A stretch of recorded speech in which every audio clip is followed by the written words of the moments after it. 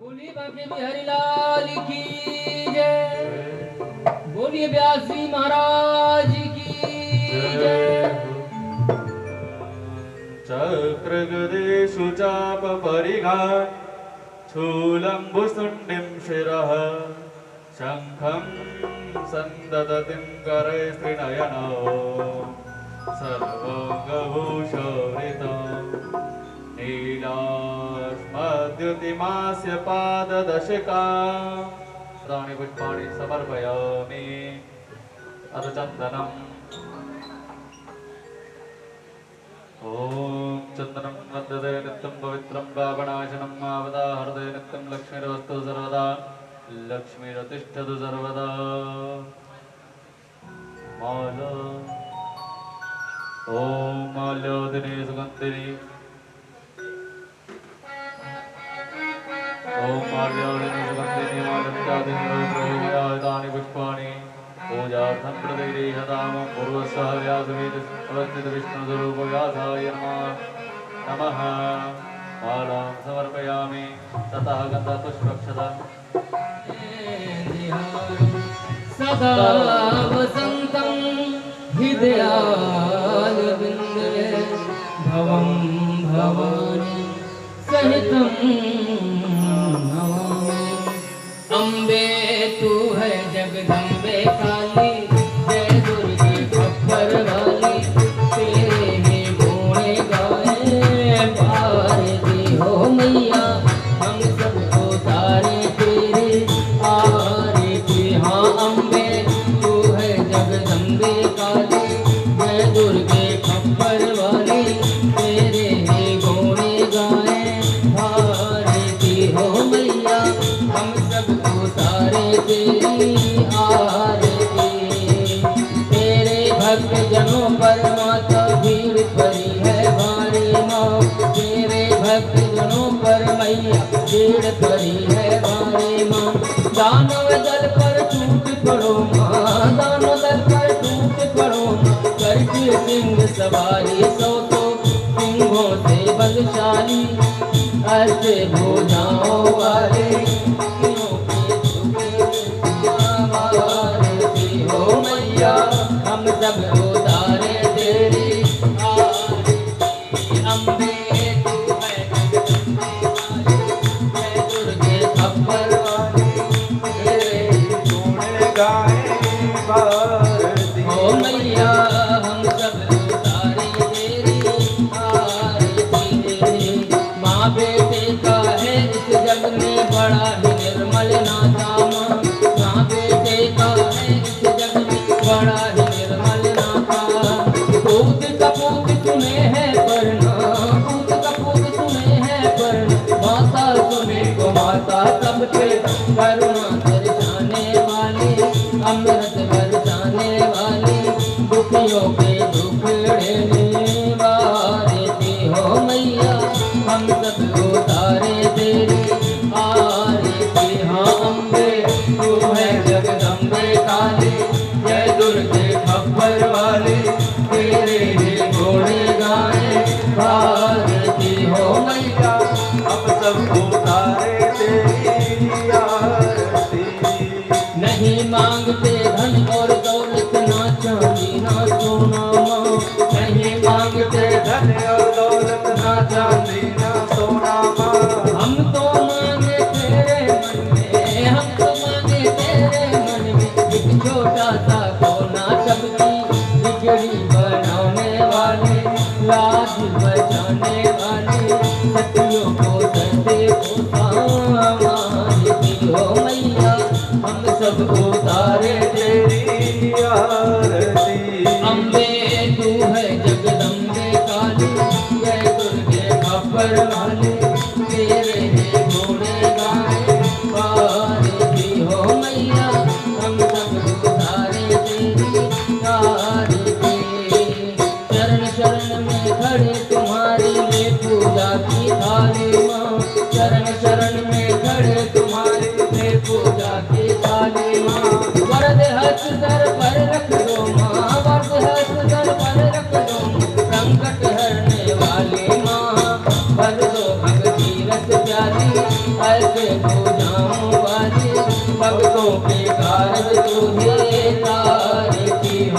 मैया हम सब उतारे तेरी आरती। अम्बे तू है जगदम्बे काली, जय दुर्गे खप्पड़ वाली तेरे ही गुण गाए भारती हो मैया हम सब उतारे तेरी आरती।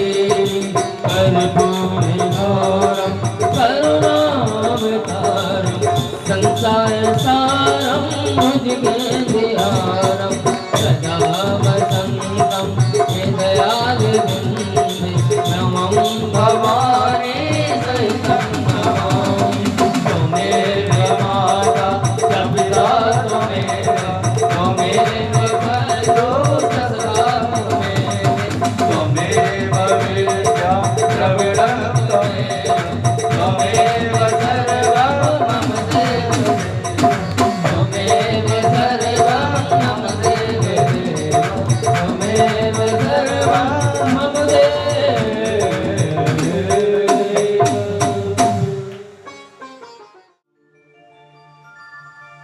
कि तुझ में मुझ में फर्क यही है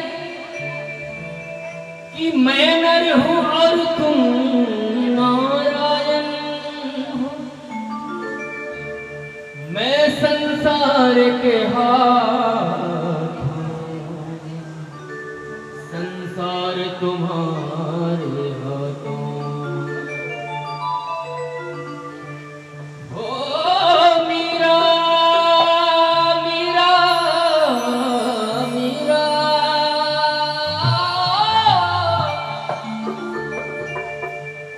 काहे तेरी अखियों में पानी, काहे तेरी अखियों में पानी। कृष्ण दीवानी मीरा श्याम दीवानी, कृष्ण दीवानी मीरा श्याम दीवानी। हो कृष्ण दीवानी मीरा श्याम दीवानी। दीवानी दीवानी दीवानी हो मीरा प्रेम दीवानी, हो मीरा श्याम दीवानी। हो मीरा प्रेम दीवानी, मीरा श्याम दीवानी। काहे तेरी अखियों में पानी, काहे तेरी अखियों में पानी। हो काहे तेरी अखियों में पानी, काहे तेरी अखियों में पानी। हो कृष्ण दीवानी मीरा श्याम दीवानी, कृष्ण दीवानी मीरा श्याम दीवानी।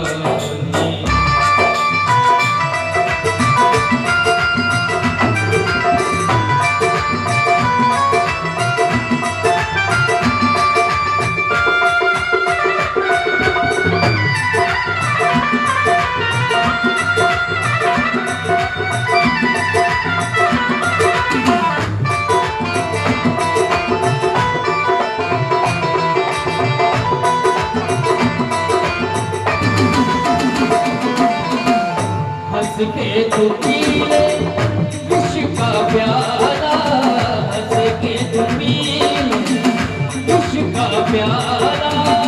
तो है गणर तो है संगी गोपाला, तो है गणर तो है संगी गोपाला। ओ मीरा मीरा मीरा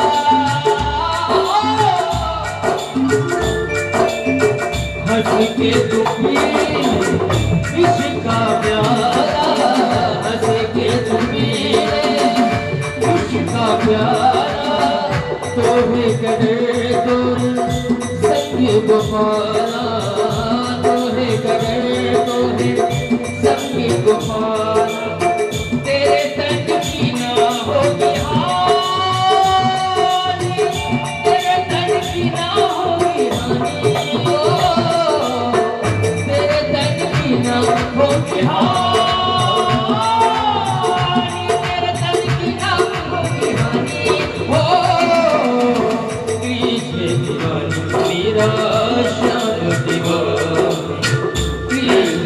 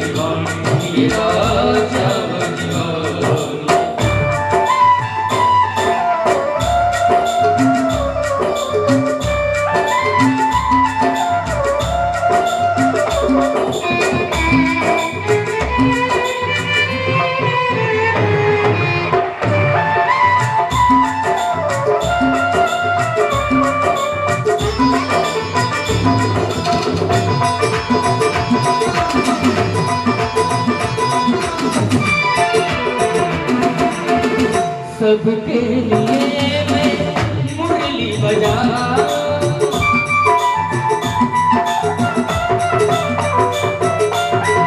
सबके लिए मैं मुरली बजाऊं, नाच नाच सारे जग को नचाऊं, नाच नाच सारे जग को नचाऊं, सबके लिए मैं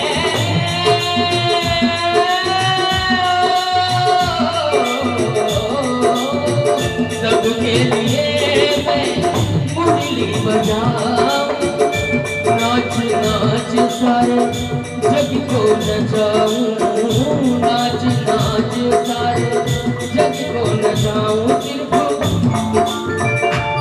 सिर्फ सिर्फ राधा नहीं मेरी रानी, राधा नहीं मेरी रानी, सिर्फ राधा नहीं मेरी रानी, राधा नहीं मेरी रानी, ओ कृष्ण दीवानी मेरा श्याम दीवानी, कृष्ण दीवानी मेरा श्याम दीवानी, दीवानी दीवानी ओ मेरा प्रेम दीवानी, मेरा श्याम दीवानी, ओ मेरा प्रेम दीवानी, मेरा श्याम दीवानी, ओ मेरा प्रेम दीवानी, मेरा श्याम दीवानी, काहे तेरी अखियों में पानी, काहे तेरी अखियों में पानी, काहे तेरी अखियों में पानी, काहे तेरी अखियों में पानी, कृष्ण दीवानी मेरा श्याम दीवानी, कृष्ण दीवानी मेरा श्याम दीवानी, कृष्ण दीवानी मेरा श्याम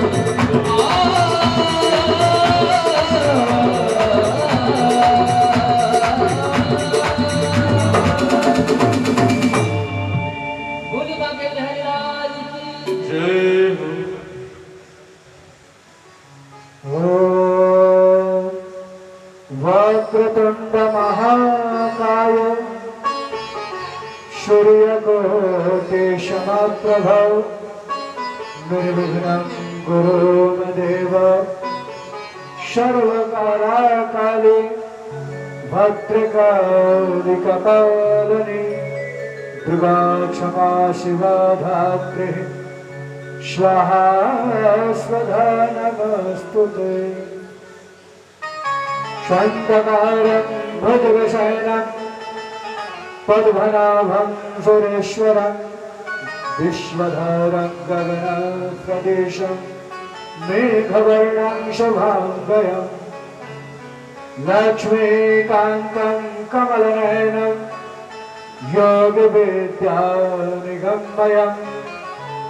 वन्दे विष्णुभयहरणं सर्वलोकैकनाथं।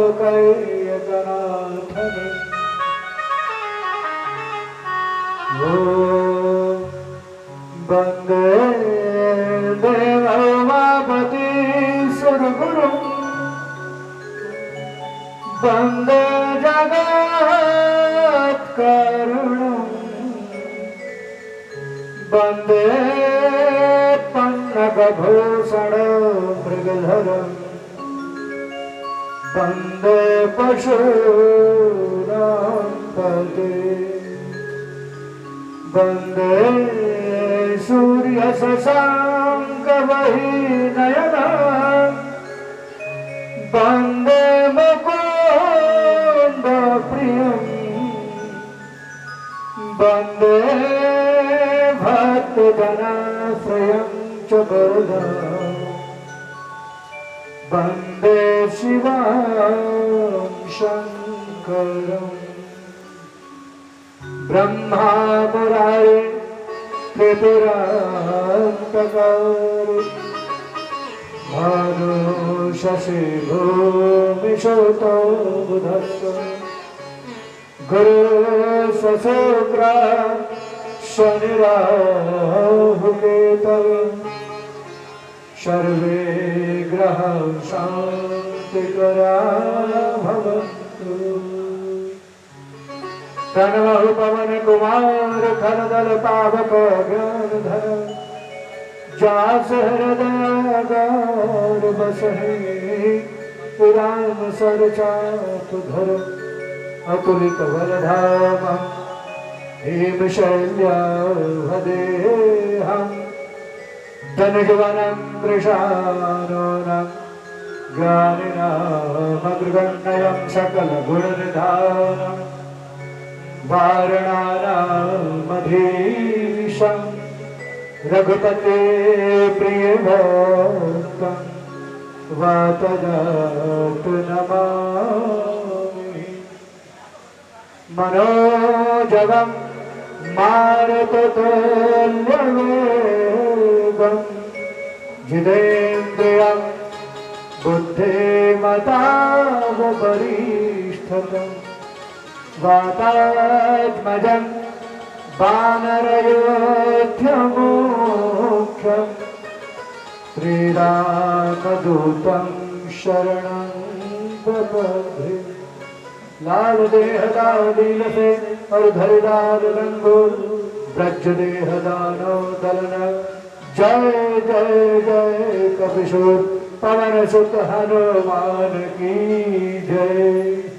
प्रेम से बोले दुर्गा महारानी की जय, शिव शंकर भोलेनाथ की जय, पार्वती मैया की जय, श्री गणेश जी महाराज की जय, श्री कार्तिकेय महाराज की जय, अपने अपने गुरु महाराज की जय, अपने अपने माता पिता की जय, सत सनातन धर्म की जय, भारत माता की जय, हिंदू राष्ट्र की जय, कृष्ण कन्हैया लाल की जय, राधिका जी मैया की जय, सत सनातन धर्म की जय, धर्म की जय हो, अधर्म का नाश हो, प्राणियों में सद्भावना हो, भारत का कल्याण हो, गौ माता की जय हो।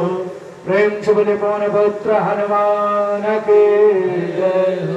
नमः पार्वती पतये हर हर हर महादेव।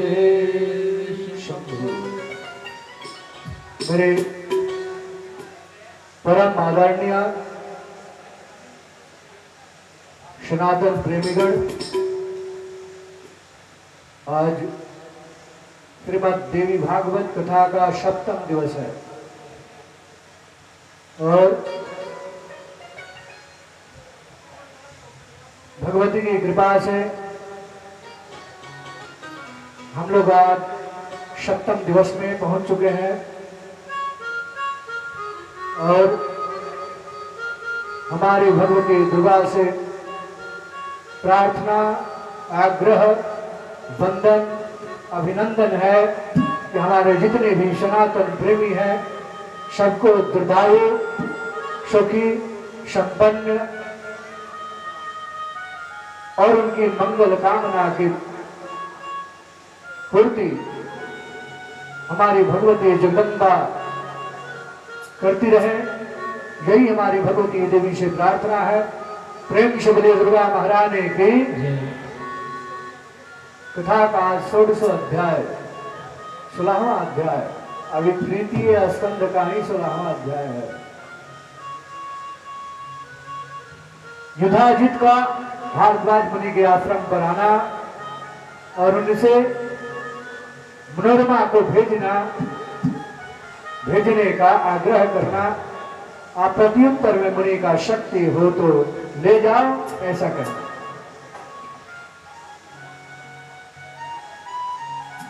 युधाजित्वथ संग्रामादः गत्वा योध्याय महाबलम् मनोरमा च प्रपच्छ सुदर्शनाजधांसया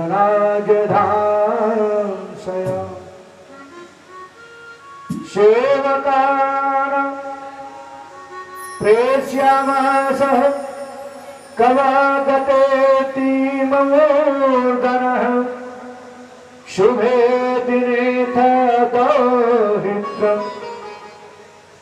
स्थापयामास चासने व्यास जी कहते हैं, हे राजन,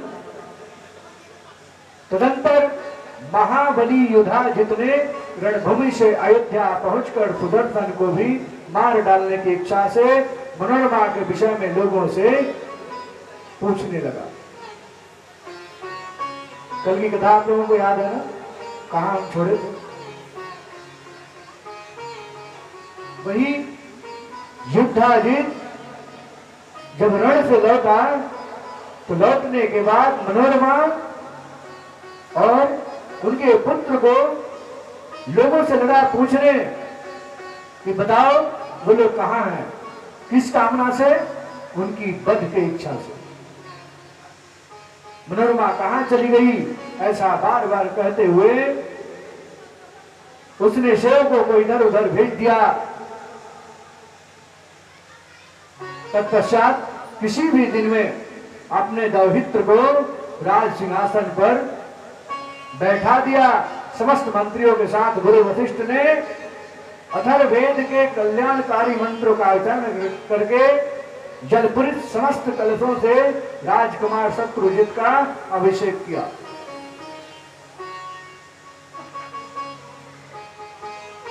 हे कुरुनंदन, उस समय शंख भेरी के निनादों तथा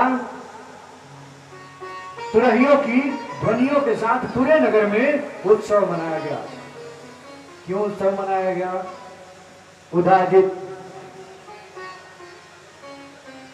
युधाजित संग्राम में से लौटा था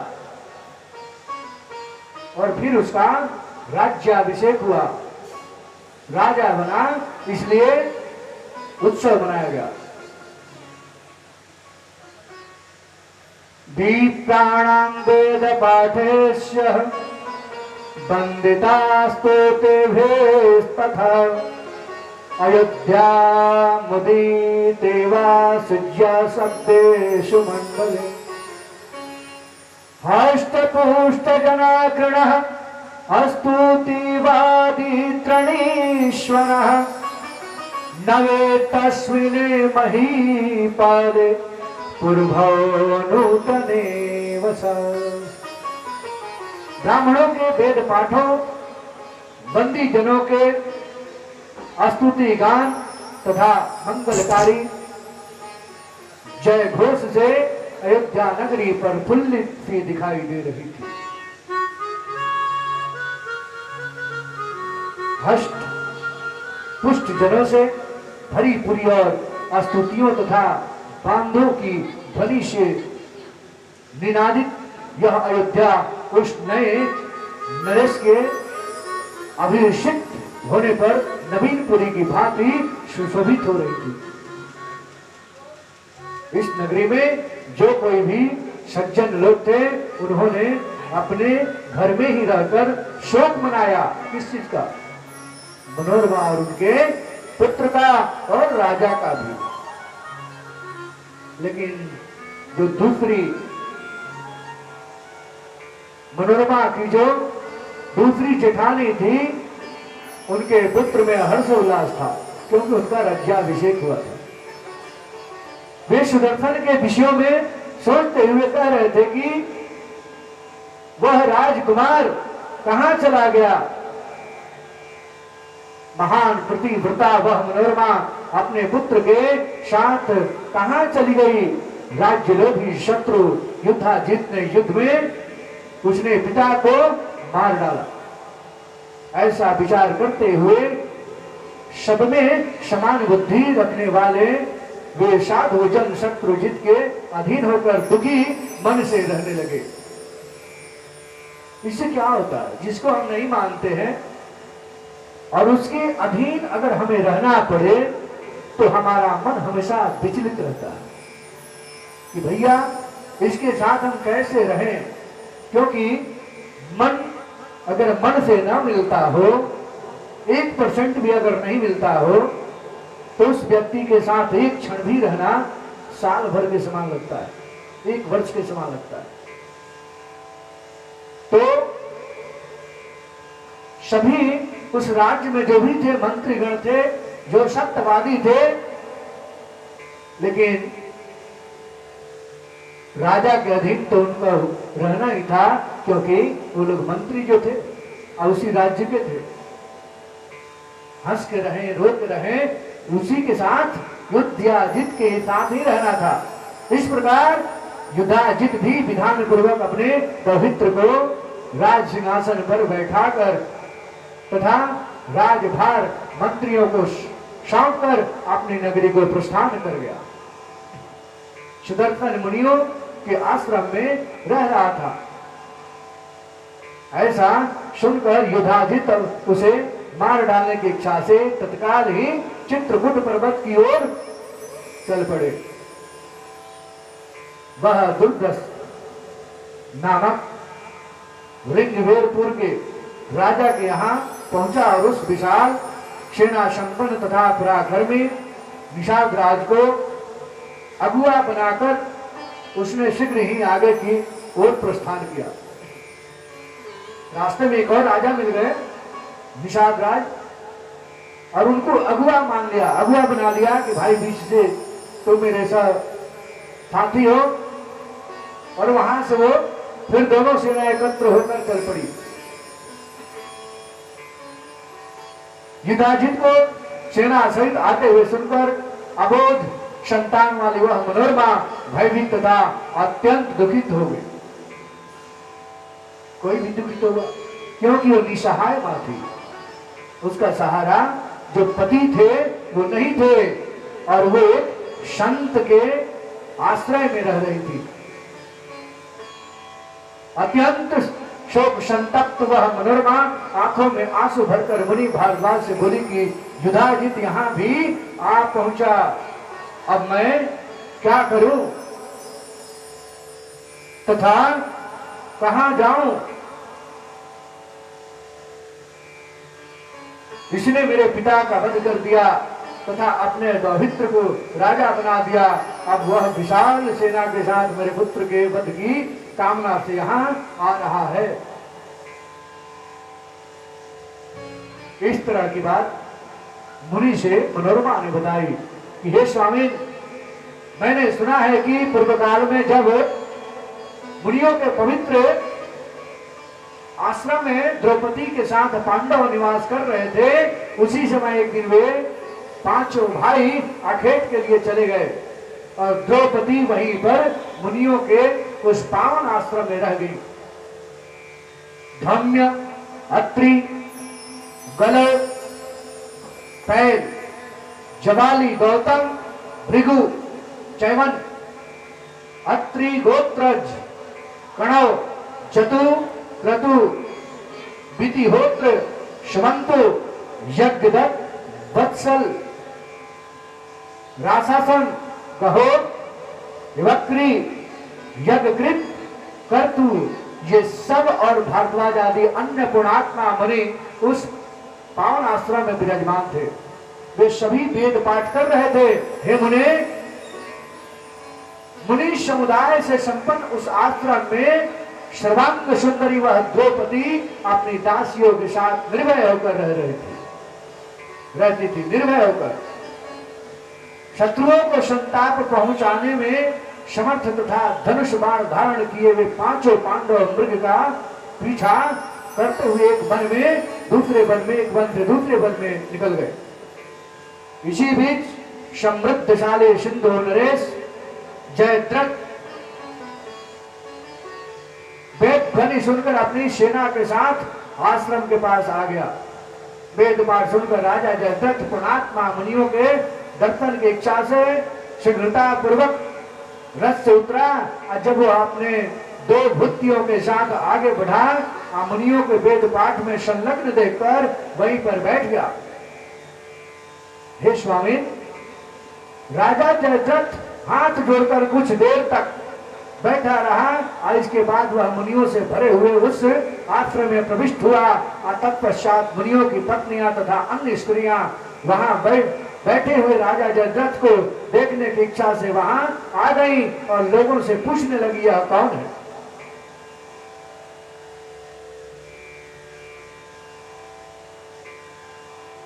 उन्हीं स्त्रियों के साथ परम सुंदरी द्रौपदी भी आई थी। जयद्रथ की दृष्टि दूसरी लक्ष्मी के समान प्रतीत हो रही उस द्रौपदी पर पड़ गई और दूसरे देवकन्या की भांति प्रतीत हो रही उस श्याम नेत्र वाली द्रौपदी को देखकर राजा जयद्रथ ने ऋषि धम्म से पूछा कि यह सुंदरी मुख वाली युवती कौन है? भार्या कश्या सुता कश्य नामना का वरवर्णि रूप लावण्या संयुक्ता सचिव वसुधांगता बर्गोल मन मध्यायस्ता नवांगलली लतिका यथा राक्षस वृतंगानूनम समभेवा भाति भाविनी। यह किसकी पत्नी है, किसकी पुत्री है और इस परम सुंदरी का नाम क्या है? रूप तथा सौंदर्य से संपन्न यह स्त्री तो धरा पर उतर कर आई हुई साक्षात इंद्राणी की भांति प्रतीत हो रही है। यह स्त्री बबूल के वन में स्थित लता तथा कुरूपा राक्षसियों के समूह में सचमुच रंभा के समान प्रतीत हो रही है। ये किसकी वाणी थी? जयद्रथ की। हे महाभारत, आप सच सच बताएं कि यह स्त्री किसकी पत्नी है? हे द्विज, यह तो किसी रानी जैसी प्रतीत हो रही है। मुनि पत्नी तो यह कदापि नहीं हो सकती। धम्म ऋषि बोले, हे सिंधु राजेंद्र, समस्त शुभ लक्षणों वाली यह पांडवों की प्रिय भार्या तथा पंचाल नरेश की पुत्री द्रौपदी है। यह इसी पवित्र आश्रम में निवास करती हैं। जयद्रथ बोला, विख्यात पराक्रमी पांचों पांडव कहाँ गए हुए? क्या वे महान बलशाली वीर निश्चिंत होकर इस समय इसी वन में रह रहे हैं? धम्म जी बोले, पांचों पांडव इस समय रथ पर आरूढ़ होकर अखेट के लिए वन में गए हुए हैं, यानी शिकार खेलने। विराज आगण मध्याह काल में मृगों को लेकर आ जाएंगे। मुनि का यह वचन सुनकर वह राजा जयद्रथ अपने आसन से उठा और द्रौपदी के पास जा उन्हें प्रणाम करके इस प्रकार बोला, हे परम सुंदरी, आप सकुशल तो है ना? आपके पतिगण कहाँ गए हैं? आपको वन में निवास करते हुए आज 11 वर्ष बीत चुके हैं। तत्पश्चात द्रौपदी ने कहा, हे राजकुमार, आपका कल्याण हो। अभी थोड़ी ही देर में पांडव आ जाएंगे, तब तक आप आश्रम के समीप ही विश्राम कीजिए। उसके ऐसा कहने पर लोभ से आक्रांत उस वीर जयद्रथ ने मुनिवरों की अवहेलना करके द्रौपदी का हरण कर लिया।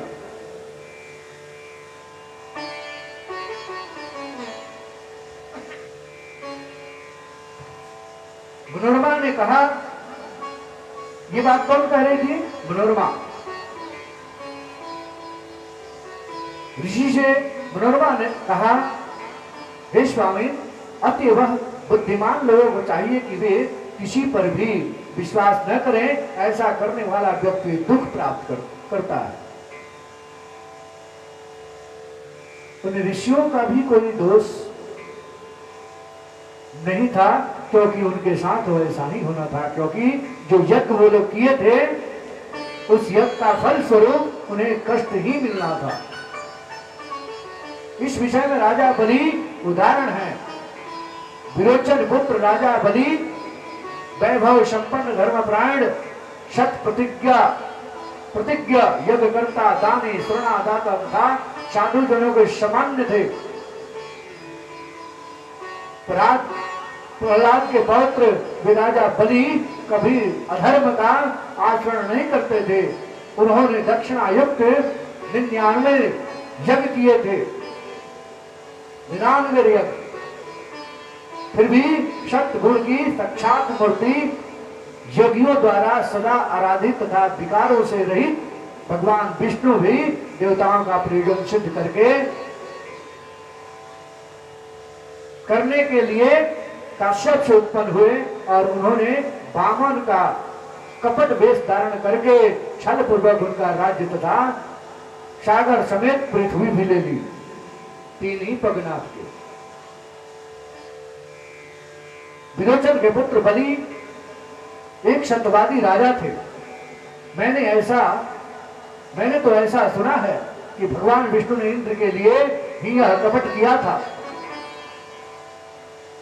उसका तेज बढ़ रहा था, दिनों दिन मृतलोक पर तो पूरा अधिकार हो ही गया था, अब वो आगे बढ़ रहे थे। कोई तपस्या अपनी मुक्ति भुक्ति सुख शांति के लिए करता है तो सबसे चिंता भगवान इंद्र को हो जाती है। भैया कहीं हमारे ऊपर ही तो नहीं आ रहा है, कहीं हमारे लिए ही तो तपस्या नहीं कर रहा। बस अपने ये जो 20 दिन से कर रहे हैं, अपना मेघ को अपने सारे अर्ध सैनिकों को भेज देते हैं कि जाओ भैया उसका तपस्या भंग करो, नहीं तो मेरा तो स्वर्ग अब हाथ से निकलते जा रहा है। बेशक वो उनके लिए नहीं कर रहा।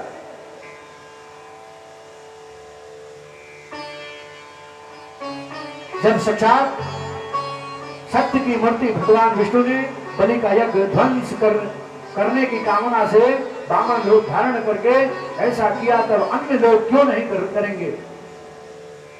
यह सब मनोरमा की वाणी है, दुखी मन से ये सारी बातें कह रही हैं। आते वह हे स्वामी, किसी पर कभी भी विश्वास नहीं करना चाहिए, क्योंकि यदि चित्त में लोभ रहता है तो पाप करने में किसी भी प्रकार का डर ही क्या, मतलब उस समय डर नहीं होता। हे मुने, लोभ के वशीभूत प्राणी सभी प्रकार के पाप कर बैठते हैं। उस समय किसी को परलोक का माने कि चिन्ह मात्र भी भय नहीं होता कि वहां क्या होगा। जो होगा पहले जो सामने है उसको देखा जाए। लोभ से नष्ट हुए चित्त वाले प्राणी दूसरों का धन हड़पने के लिए मन वचन तथा कर्म से सम्यक तत्पर रहते हैं।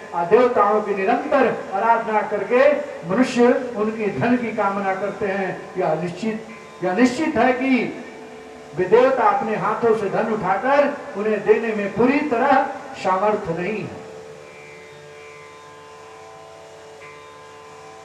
किंतु व्यवसाय दान चोरी अथवा बलपूर्वक लूट आदि किसी भी माध्यम से मनुष्य का अभिलषित धन उन देवताओं के द्वारा दूसरे के पास से ला करके उन्हें दे दिया जाता है। विक्रय करने के लिए पर्याप्त धान्य तथा वस्त्र आदि का संग्रह करके वैश्व इस भावना से देवताओं की पूजा करता है कि मेरा पास विपुल धन हो जाए। हे परंत तप, क्या इस व्यापार के द्वारा दूसरों का धन ग्रहण करने की उन्हें इच्छा नहीं होती? अरे हम व्यापार मंडल में हैं तो हम तो ये चाहेंगे ना कि दूसरे के धन से मेरा धन बढ़े। मतलब व्यापार में है तो हमारा सामान ज्यादा बिके, और ज्यादा बिकेगा तो दूसरे का घर का धन हमारे घर भी आएगा तो हमारा व्यापार भी बढ़ेगा प्लस धन भी बढ़ेगा। वस्तु का संग्रह करने के बाद से ही वह भाव महंगा होने की इच्छा करने लगता है। हे ब्राह्मण, इस प्रकार सभी प्राणी दूसरों का धन ले लेने के लिए निरंतर तत्पर रहते हैं, तो फिर विश्वास कैसा? लोभ तथा मोह से घिरे हुए लोगों का तीर्थदान अध्ययन सब व्यर्थ हो जाता है। उसका किया हुआ वह सारा कर्म न करने से समान हो जाता है। अतः हे महाभाग, इस युद्धाजित को घर लौटा दीजिए। हे द्विजतम, जानकी की भांति मैं अपनी पुत्र के साथ यही निवास करूंगी। जानकी कौन? सीता मैया। मनोरमा के ऐसे कहने पर तेजस्वी भारद्वाज मुनि राजा युधाजित के पास जाकर उनसे बोले, हे राजन, हे नृपश्रेष्ठ, अपने इच्छानुसार आप अपने नगर को चले जाएं। आज छोटे बालकवासी यह मनोरमा बड़ी दुखी है, वह नहीं आ रही है। युधाजित बोले, हे धम्य मुने, आप हट छोड़ दीजिए और मनोरमा को विदा कीजिए। इसे छोड़कर मैं नहीं जाऊंगा। यदि आप नहीं मानेंगे तो मैं इसे अभी बलपूर्वक ले जाऊंगा। बात फिर वही आ गई जयद्रथ वाली। जैसे प्राचीन काल में विश्वामित्र वशिष्ठ मुनि की गौ ले जाने के लिए उद्यत हुए थे, उसी प्रकार यदि आपसे शक्ति हो तो आप मेरे आश्रम में से बलपूर्वक ले जाएं। देखिए अब आ गई बात युद्ध वाली।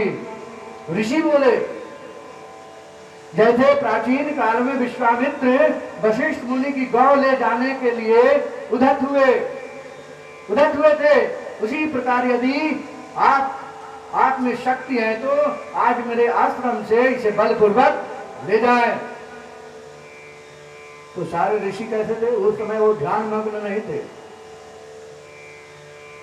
उस समय वो ध्यान मग्न नहीं थे, और साक्षात देख रहे थे कि सामने कौन है और उससे वार्तालाप भी हो रही है।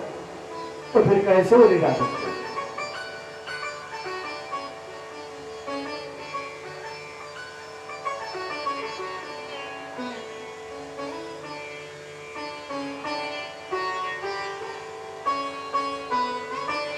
अब सप्तदशो अध्याय विधाजित का अपने प्रधान आत्मा अमात्य से परामर्श करना। प्रधान आत्मा अमात्य का इस संदर्भ में वशिष्ठ विश्वामित्र प्रशंसना और परामर्श मानकर युधाजित का वापस लौट जाना।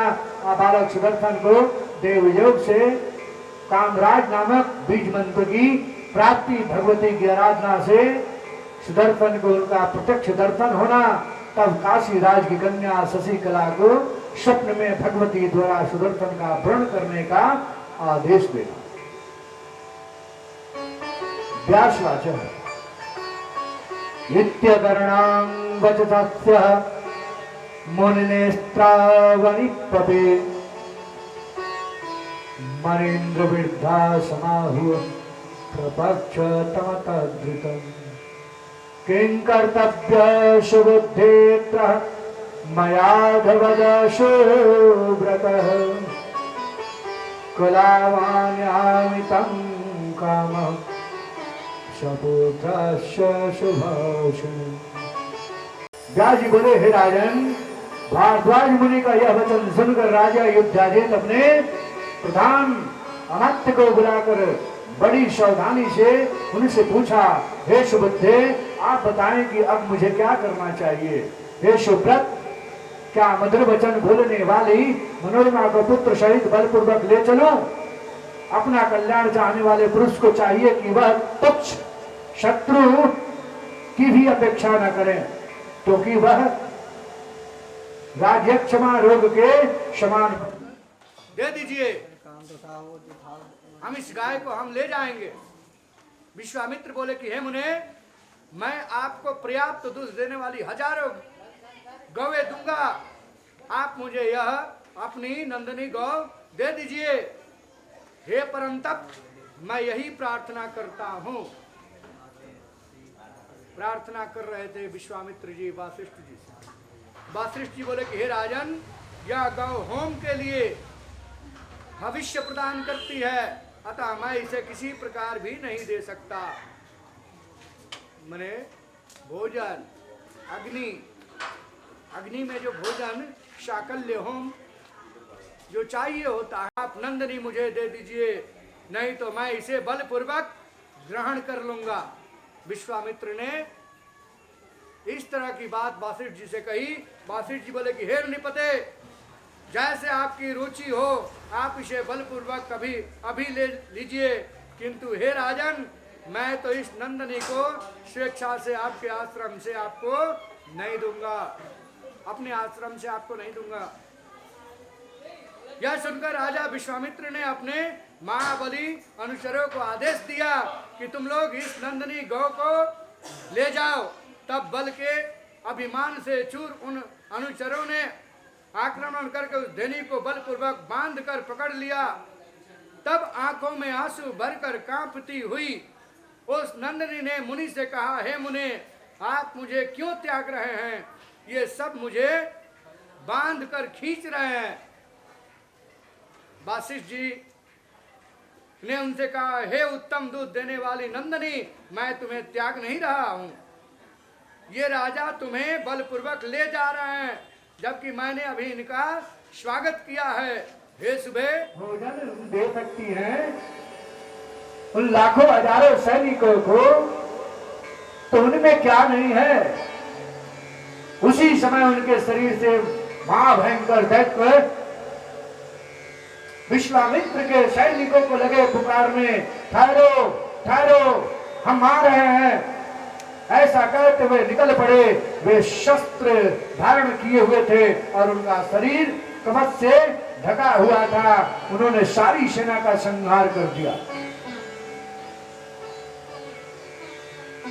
और नंदिनी को उनसे छुड़ा लिया। तब अत्यंत व्यथित होकर राजा विश्वामित्र अकेले ही घर लौट गए। अकेले ही जाना पड़ा, ना सैनिक ना वो माता गाय। वे अपने मन में सोचने लगे, हाय मैं कितना पापी एवं भिनात्मा हूं। क्षत्रिय बल की निंदा करते हुए वे विश्वामित्र ब्राह्मण के बल को महान तथा दुराराध्य समझकर तप करने लगे। तभी से उनके हृदय में ये बात घुस गई कि ब्राह्मण कौन, किस तरह का और क्यों, जबकि वो क्षत्रिय थे।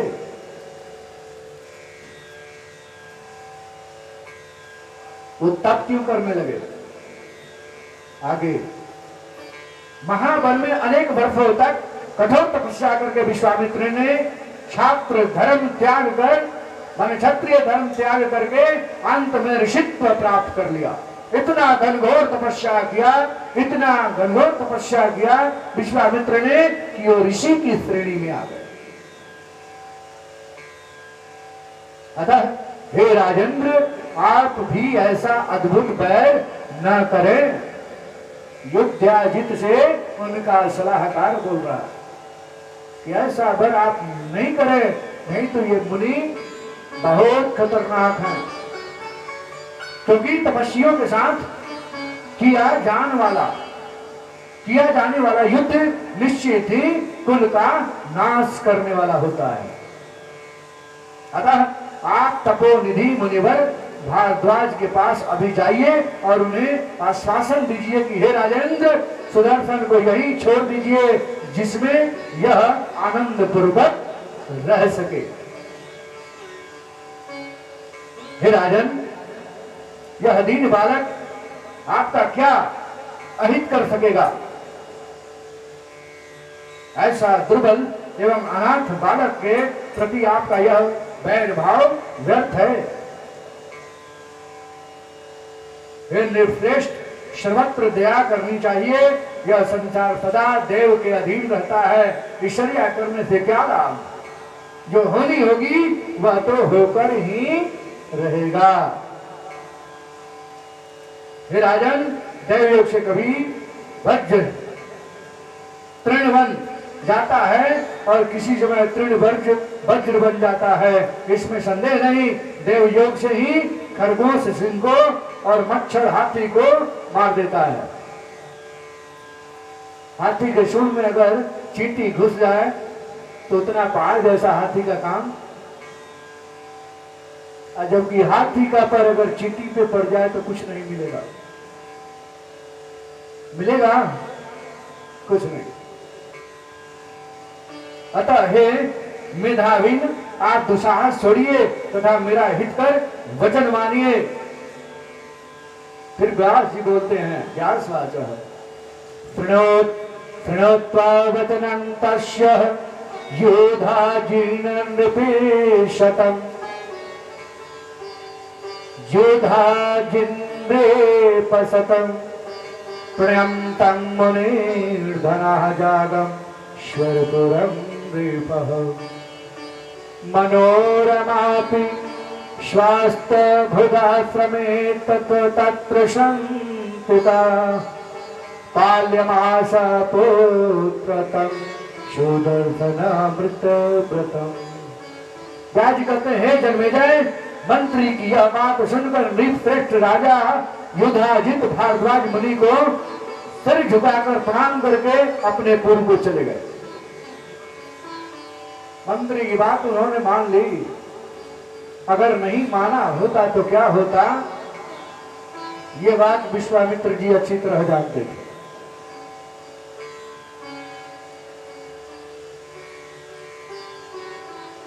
अपने लोग को अपने पुर को चले गए। तब रानी मनोरमा भी निश्चिंत हो गई और उस आश्रम में रहती हुई अपने शतव्रती पुत्र सुदर्शन का पालन करने लगी, हर तरह से उनका पालन करने लगी। वह सुंदर कुमार मुनि बालकों के शास्त्रवत निर्भय होकर क्रीड़ा करता हुआ दिनों दिन बढ़ने लगा। एक दिन सुदर्शन के पास आए हुए बीदल को किसी मुनि कुमार ने क्लिब इस नाम से पुकारा। क्लिब, उसे सुनकर सुदर्शन ने उसके एक अक्षर क्लिब क्लिब पुकारा। और उसको जब वो सुना सुदर्शन, तो इस नाम से पुकारा। उसे सुनकर सुदर्शन उसके एक अक्षर क्लिंग शब्द को सुना। क्लिंग क्लिंग शब्द को स्पष्ट रूप से धारण कर लिया और उस अनुस्वार विहीन अक्षर का ही वह बार बार उच्चारण करने लगा, जिसका नाम था क्लिंग। बालक ने इस कामराज नामक बीज मंत्र को मन से ग्रहण कर लिया और उसे हृदयंगम करके आदर पूर्वक जपना प्रारंभ कर दिया। हे महाराज, दैव योग से ही उस बालक सुदर्शन को यह कामराज नामक अद्भुत बीज मंत्र स्वयं में प्राप्त हो गया। उस समय केवल 5 वर्ष की अवस्था में ही वह ऋषि तथा छंद से भिन्न और ध्यान तथा न्यास रहित मन प्राप्त कर मन ही मन उसे जपता हुआ खेलता तथा सोता था। उस मंत्र को स्वयं सबका सार समझकर वह सुदर्शन से कभी नहीं भूलता था। वो मन ही मन ये बात मान लिया कि इससे बड़ा कुछ है ही नहीं। आज जब आप दैवी देवता या किसी मंत्र को अपने जीवन में सर्वश्रेष्ठ स्थान दे देते हैं, तो वो मंत्र का फल भी उसी के भांति काम करता है, उसी की भांति काम करता है। वो मंत्र, वो जप, वो वचन कभी निष्फल नहीं जाता। बस हमें अपना क्या करना चाहिए? कर्तव्य करते रहना चाहिए और उसका फल हमें प्राप्त होगा। लोग बहुत पूछ देते हैं कब होगा, तो हर चीज की एक अवधि होती है। जब वो फल प्राप्त होना प्रारंभ हो जाता है तो फिर उसे कोई नहीं रोक सकता। आप ही के बुरे कर्म उसको रोकेंगे, अन्यथा दूसरे किसी में हिम्मत नहीं है कि उस फल को रोक सके। मुनि के 11वें वर्ष में उस राजकुमार का उपनयन संस्कार किया और उसे वेद पढ़ाया एवं शांगोपांग, धनुर्वेद तथा नीति शास्त्र की विद्वत शिक्षा दी।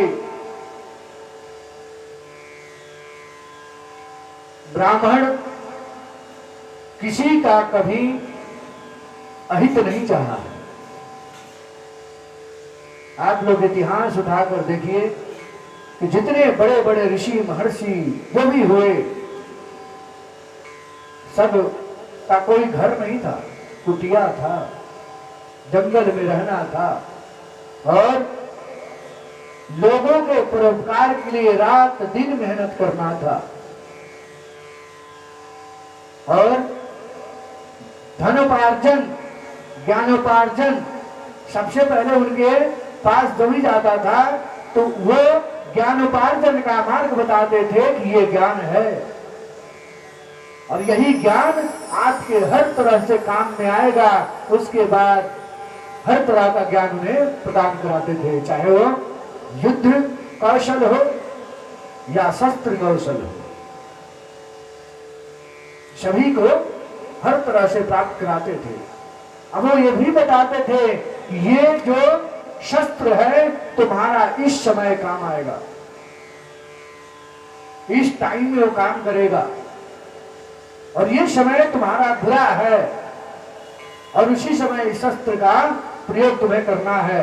आज कोई पंडित जी बता दे कि तुम्हारा समय आने वाला जो है बहुत खराब है, पंडित जी अपने चक्कर में लग गए हैं, लोग यही कहेगा कि पंडित जी अपने चक्कर में लग गए हैं कि 200-400 रुपया प्राप्त हो जाए। लेकिन तुम्हारा ये नहीं कि 2-4 लाख बच रहा है 200-400 में ही। तो वही व्यक्ति ग्रह के चपेट में आकर क्या करता है, नवग्रह तो यही खेल खेलते हैं, और वही अपने चपेट में लाते हैं। इधर नहीं सुनोगे, 200-400 नहीं खर्च करोगे तो हॉस्पिटल में जाकर 2-4-10-20 हजार तो खर्च कर ही दोगे, वहां तो कोई नहीं पूछने वाला है। तो पहले आपकी कुंडली में क्या दशा, क्या महादशा, क्या अंतरदशा चल रहा है, अपनी कुंडली पे जरूर ध्यान देना चाहिए। आप ध्यान देकर उसके अनुसार, अरे आपका पेट भरा रहेगा तभी आप प्रेम से बोलिएगा। पेट में बहुत जोर से भूख लगी है, घर में जैसे गए पत्नी बोली कि एक बाल्टी पानी लाइएगा, तो दिमाग गर्म हो जाएगा उसी टाइम कि पहले भोजन नहीं, एक बाल्टी पानी में बाहर से लेके आऊं। ये ग्रह जो हैं जब अशांत हैं तो उनके लिए भविष्य का प्रबंध नहीं कीजिएगा तो आपके शरीर में वो उथल पुथल, आपके मस्तिष्क में उथल पुथल तो मचाते रहेंगे। वो चाहे बाल्टी का पानी मांग लो या चाहे जो कर लो, वो उथल पुथल मचाएंगे। तो आपका मन जो है और जो आपका ये जागृत है, और इस शरीर में वही परमात्मा तो है कि हमें बुलवा रहा है, आप लोगों को यहाँ बैठाया हुआ है। मेरा सत्संग आपको सुनने पर यहाँ मजबूर चाहे जैसे भी करके बैठाया हुआ है, भाई बैठो सुनो, आज नहीं समझोगे कल समझोगे, कल नहीं समझोगे परसों समझोगे, एक न एक दिन तो आपको समझ में आएगा ही। तो धर्म से कर्म है और कर्म से धर्म है, और धर्म जो है यही आपसे कर्म करवाता है, और आप पूर्व जन्म के संचय किए हुए अपने धर्म को जब जागृत करते हैं तो इस जन्म में भी वो धर्म का ही कार्य करवाता है। और फिर आगे आपको कहता है कि यही कर, तेरी अभी यहां जरूरत है। परमात्मा भी चाहता है कि अच्छे लोग हमारे साथ ही रहें, लेकिन परमात्मा ये भी चाहता है कि जहां जिसकी जरूरत है वहां पे उनकी उपस्थिति भी अनिवार्य है, इसलिए कुछ दिन वहां भी रहो।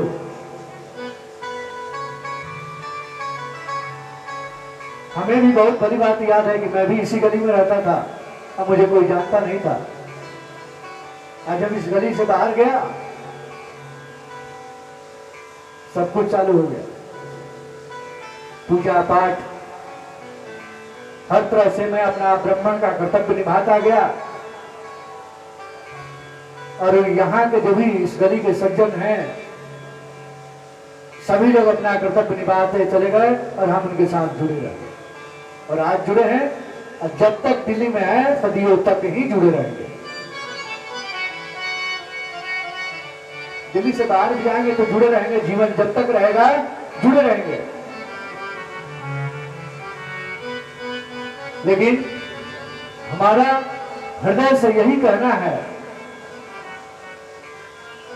कि जो सुनिए उसको बुनिए, और उस पथ पे कुछ दिन चल के तो देखिए क्या आनंद आता है। और जब चलिएगा और जब आनंद आएगा तो फिर वो आनंद छोड़कर दूसरे आनंद की तरफ आपको ये भगवती बोलेगी कि नहीं जाओ, नहीं जाने देगी।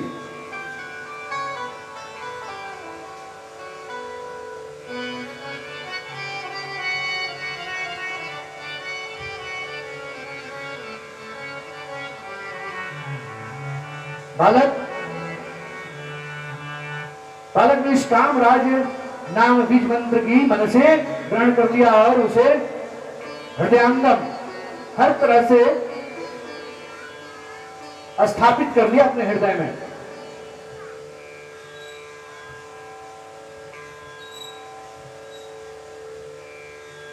और देवी को ही लगा भजने। नाम का था सिर्फ क्लिंग, और उसी क्लिंग शब्द से ऐसा देवी का प्रभाव बढ़ा कि कुछ भी दुर्लभ नहीं रहा, सब कुछ उसे प्राप्त हो गया। क्योंकि भजन में वो शक्ति है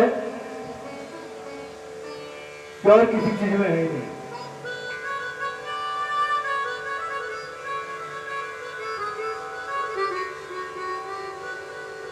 इसलिए मैं नहीं, सभी लोग यही कहते हैं कि प्रेम से बोलो दुर्गा महारानी की। तो एक छोटा सा भजन है,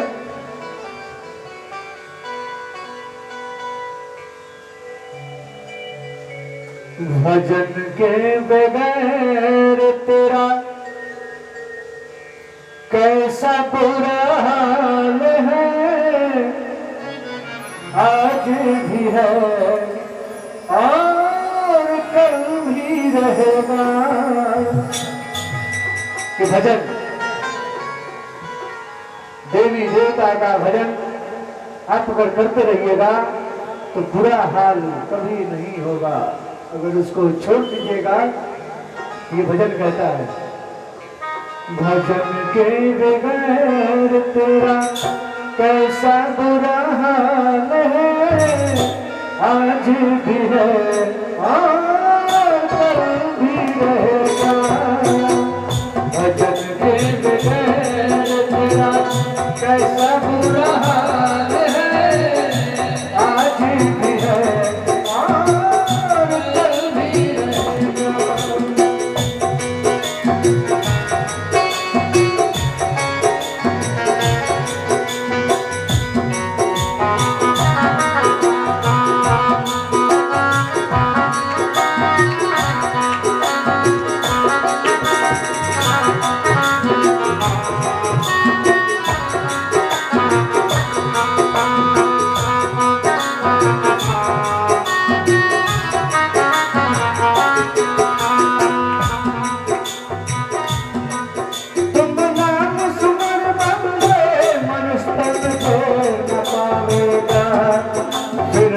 चौरासी में तो फिर से झटका खाएगा।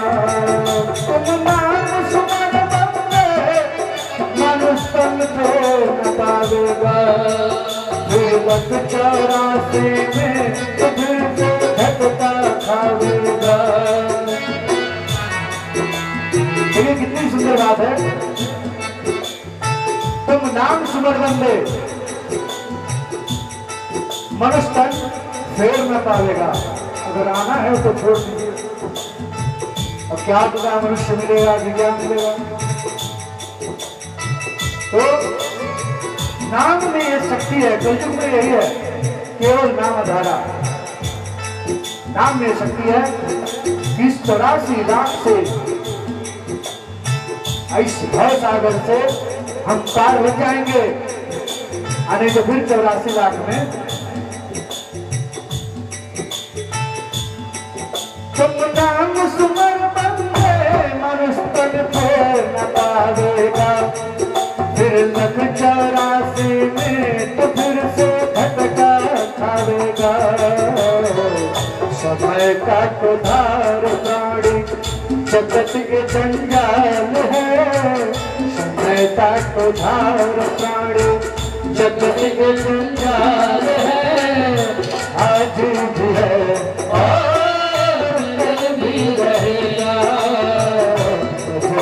बगैर तेरा कैसा बुरा हाल है, कैसा बुरा हाल है।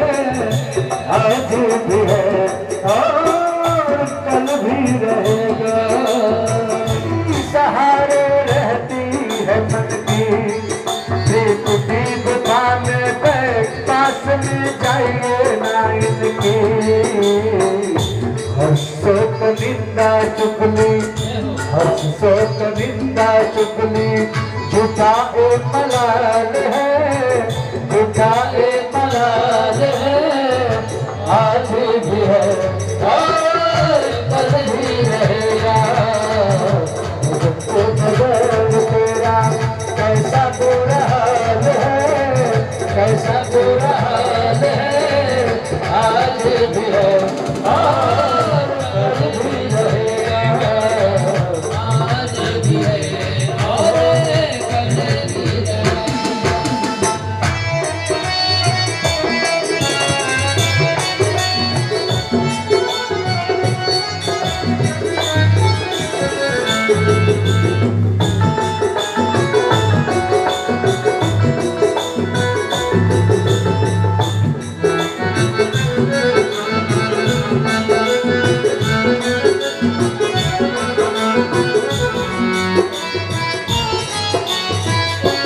तेरे घर की ज्योति में चमत्कार की है, तेरे अन्न हाथ बाज में मधुर झनकार की है।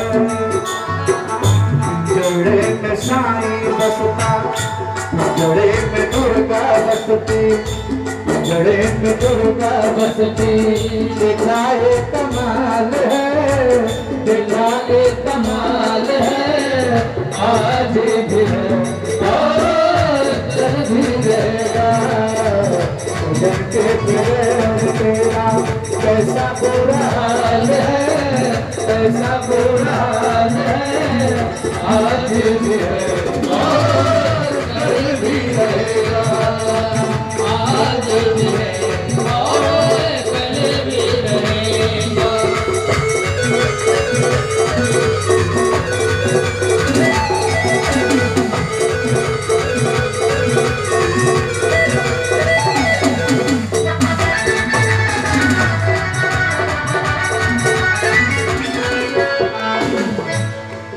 श्री सतगुरु चरणों में एकांत ध्यान करके श्री सतगुरु चरणों में कांता श्रोता ध्यान लगा करके कि हमें यहां से वहां जाना है। अगर यहां से वहां नहीं जाना है, यहीं रहना है, मर्जी आपकी। लेकिन हम लोग ब्राह्मण है, हमारा कर्तव्य है धर्म का प्रचार प्रसार करना, और हम चाहेंगे कि यहाँ नहीं वहाँ। श्री सतगुरु चरणों में एकांत ध्यान लगा करके, इस मन पाती ना मार प्राण क्यों इधर उधर भटके। श्री सतगुरु चरणों में एकांत ध्यान लगा करके, इस मन पाती ना मार प्राण क्यों इधर उधर भटके। सत्संग में बैठा के, सत्संग में बैठे आके, प्रेमी का सया बदल रहा है, आज भी है और कल भी रहेगा। आज भी है और कल भी रहेगा। आज भी है और कल भी रहेगा। प्रेम शबले दुर्गा महारानी की जय।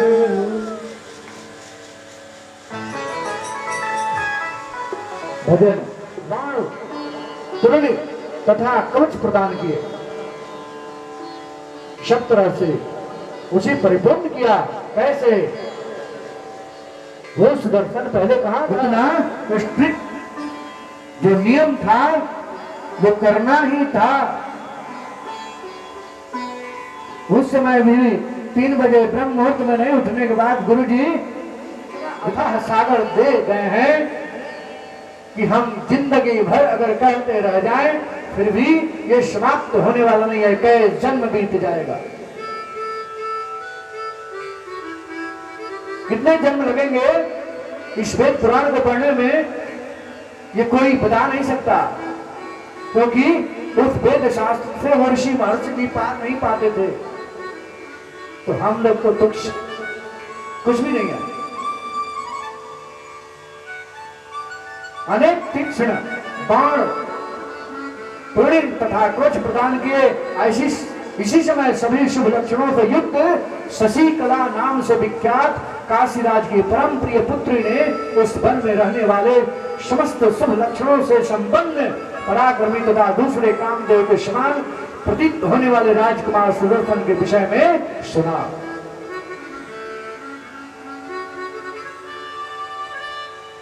पहले भी प्रेम विवाह होते थे, लेकिन उस प्रेम विवाह में अद्भुत रहस्य रहता था।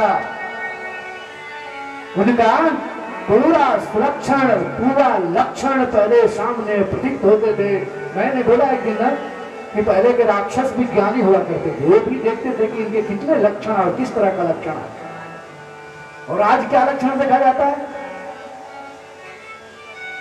इसका लक्षण कैसा है?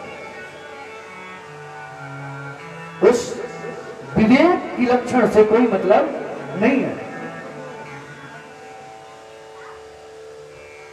बंदी जनों के मुख से अति सम्मानित राजकुमार के विषय में सुनकर शशिकला ने मन ही मन बुद्धि पूर्वक उसे पति रूप में वर्ण करने का निश्चय कर लिया कि वही हमारे पति होंगे। उसी दिन आधी रात को जगदम्बा स्वप्न में शशिकला के पास आकर स्थित हो गई और उसे आश्वस्त करके यह वचन बोली कि हे सुश्रिणी, सुदर्शन मेरा भक्त है। देखिए, जगदम्बा परमंबा भगवती दुर्गा महा साक्षात शशिकला के पास पहुंचकर बताती हैं, मतलब स्वप्न में, कि ये मेरा भक्त है और तुम्हारे वो योग्य है। तुमने जो मन में धारणा किया वो बहुत सुंदर है, तो उसी को अपना पति स्वीकार कर लो। हे भावनी, मेरी आज्ञा से वह तुम्हारी सब कामनाएं पूर्ण करेगा। इस प्रकार स्वप्न में भगवती का मनोहर स्वरूप देखकर तथा उनके इस वचन को स्मरण करके परम माननी शशिकला प्रसन्न हो गई। अब वह प्रसन्नता के साथ उठ गई और उसके माता ने उसे हर्षित देखकर बार बार प्रसन्नता का कारण पूछा। होता है ना, हमारी माताएं बहनें, हमारी माताएं अगर पुत्र पुत्री किसी कारण से बड़ी प्रसन्नता उनके हृदय में उधर पुधर मचाता है, चेहरे के मुखमंडल पे वो दिखता है, और वो माता पिता नहीं जानता कि किस कारण से प्रसन्न है, तो वो पूछ पड़ते हैं, तो बेटा क्या बात है, क्यों खुश हुई, कुछ तो बता। तो वही शशिकला की माता उनके आगे पीछे घूमते हुई बार बार पूछती हैं कि क्या बात, क्या मिला है तुम्हें, क्यों इतना प्रसन्न मुद्रा में हो। किंतु उस सुंदरी ने अति लज्जा के कारण कुछ भी नहीं बताया।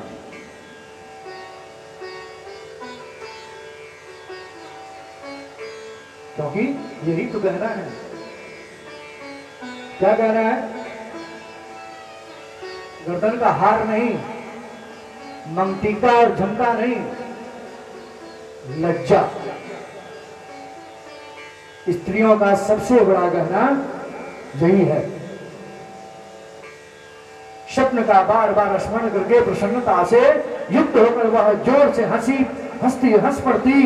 तब उसने अपनी एक अन्य सखी से स्वप्न का सारा वृतांत का, सबका मन का बात सुनने वाला कोई ना कोई सहपाठी प्रेमी होता ही है। और ये बात माँ बाप भी जानते हैं कि मेरे पुत्र और पुत्री का लगाव सबसे ज्यादा किससे रहता है। अगर नहीं जानते हैं तो वो उनकी गलती है, जानना चाहिए।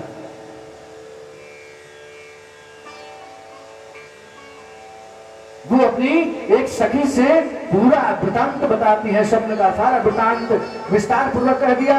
किसी दिन वह विशाल नयनी शशिकला अपनी सखी के साथ चंपा के वृक्षों से सुशोभित एक सुंदर उपवन में विहार के लिए गई। वहां पुष्प चुनती हुई वह कुमारी एक चंपा वृक्ष के नीचे खड़ी हो गई। तभी उसने मार्ग में शीघ्रता पूर्वक आते हुए किसी ब्राह्मण को देखा। उस ब्राह्मण को प्रणाम करके सुंदरी शशिकला ने मधुर वाणी से कहा, हे महाभाग, आप किस देश से आए हैं?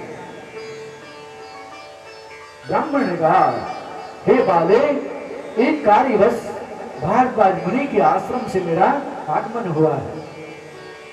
तुम क्या पूछ रही हो, मुझे बताओ। क्योंकि ब्राह्मण ज्ञान था, समझ गया कि ये इसके मन में कुछ चल रहा है और ये हमसे कुछ जानना चाहती है। शशिकला बोली, हे महाभाग, उस आश्रम में अत्यंत प्रशंसनीय, संसार में सबसे बढ़कर तथा विशेष रूप से दर्शनीय कौन सी वस्तु है? वो डायरेक्ट नहीं पूछेगी सुदर्शन नाम का वहां कोई रहता है। ये बात मतलब उन्होंने ये बात पहले नहीं रखी कि सुदर्शन नाम का कोई इसमें रहता है। उन्होंने पूछा कि अगर उनकी प्रसन्नता और प्रशंसा पूरे यहाँ पे पूरे जग में सब लोग जान गए हैं और सब उनकी प्रशंसा करते हैं, तो यह ब्राह्मण भी जरूर जानता होगा। इसलिए उन्होंने सही मार्ग प्रस्त करके और घुमा के पूछा कि उत्तर भी मिल जाए और ब्राह्मण को समझ में नहीं आए, मतलब हमें उत्तर भी मिले और इस ब्राह्मण को ये भी समझ में आए कि मैं क्यों पूछ रही हूं। ब्राह्मण ने कहा कि हे सुश्रेणी, महाराज धर्मसंधि के पुत्र श्रीमान सुदर्शन वहां रहते हैं। ब्राह्मण होता है, पुरुषों में श्रेष्ठ वे सुदर्शन अपने नाम के अनुरूप ही है। जैसे उनका नाम सुदर्शन है वैसे उनका काम भी सुदर्शन है। इसलिए दूसरे दिन मैं बताया था कि बच्चों के नाम रखने से पहले बार बार मन में उसका चिंतन करें और सही नाम का आकलन करें। हे सुंदरी, जिसने राजकुमार सुदर्शन को नहीं देखा, मैं तो उसके नेत्रों को अत्यंत निष्फल मानता हूं।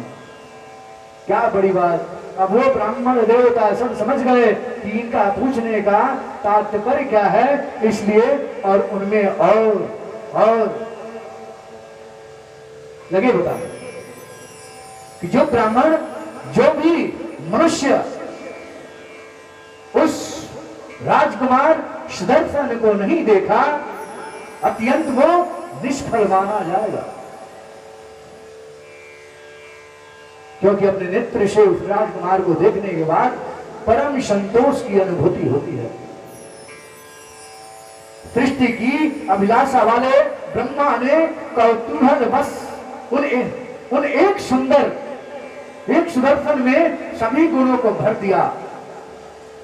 क्या पता उस समय ब्रह्मा जी परम आनंद में हो, तभी तो ऐसा होता है। सैकड़ों में परिपक्व परिपूर्ण गुण वाले कभी कभी कोई मिल जाता है। अतः गुणों की खान सुदर्शन ही है, देखने योग्य मानता हूं। वे राजकुमार तुम्हारे अनुरूप हैं।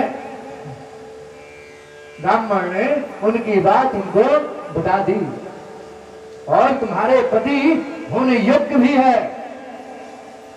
मणि और कांचन की भांति यह तुम दोनों का संयोग पहले से ही निश्चित हो चुका है। तुम चाह के भी उसे इधर उधर नहीं कर सकती, क्योंकि वो संयोग भगवती का लिखा हुआ है।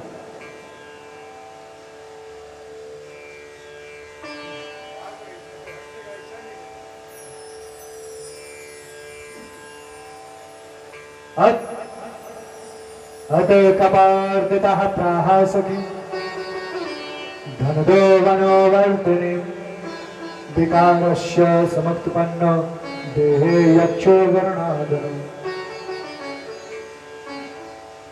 आज जो हमारी इच्छा है, आज जो हमारी इच्छा थी है नहीं, हम खंड 2 की कथा आप लोगों को सुनाने वाले थे, लेकिन ये कथा ऐसा हमें मोहित कर रहा है कि फिर इस प्रसंग को छोड़कर इधर उधर जाने की इच्छा नहीं हो रही है। लेकिन कल सृष्टि की रचना कैसे हुई ये बात हम आप लोगों को बताएंगे, लेकिन आज यही कथा हम आप लोगों को सुनाएंगे, जिससे, जिस कर्म से, जिस शब्द से परम हृदय को आनंद मिलता हो, उसे छोड़ना नहीं चाहिए। चाहे व्यक्ति हो, चाहे शब्द हो, चाहे कोई स्थल हो, कुछ भी हो, जहां आनंद की अनुभूति हो।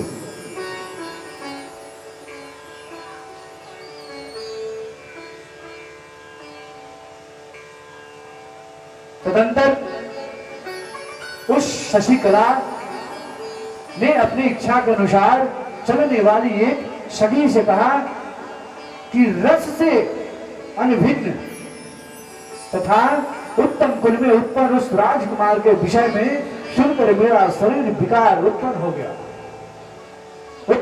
है। इस समय कामदेव मुझे अत्याधिक पीड़ा दे रहा है। अब मैं क्या करूं और कहां जाऊं? कपार्दिता प्राहसति छन्दोनुवर्तिनं विकारस्य समुत्पन्नो देहे अक्षणवादनु। भी तो हूं, लेकिन सब कुछ उन्होंने कर लिया। कैसे? मन ही मन। लेकिन पिता और माता, पृथ्वी आकाश, ये दोनों की चिंता उनके हृदय में थी कि मन तो व्याकुल है, लेकिन मैं किसके अधीन हूं? अपने पिता की, अपने कुल की अधीन हूं। इसलिए कुछ भी करने से पहले वो 9 महीना